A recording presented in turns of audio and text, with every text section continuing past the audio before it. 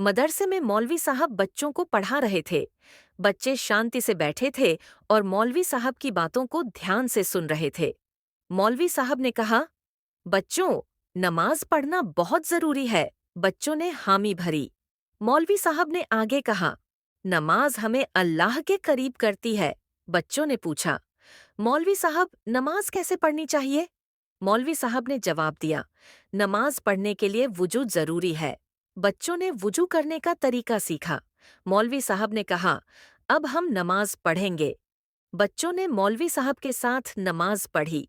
नमाज के बाद मौलवी साहब ने कहा, बच्चों, अल्लाह हमेशा हमारे साथ है। बच्चों ने अल्लाह का शुक्रिया अदा किया।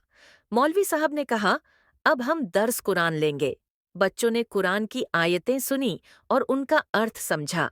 दर्स के बाद मौलवी साहब ने कहा, बच्चों, नेकी की राह पर चलना बहुत जरूरी है। बच्चों ने वादा किया कि वे नेकी की राह पर चलेंगे। मौलवी साहब ने बच्चों को दुआ दी और कहा, अल्लाह तुम सबको अपनी हिफ्ज और अमान में रखे। बच्चों ने आमीन कहा और अपने घरों को चले गए।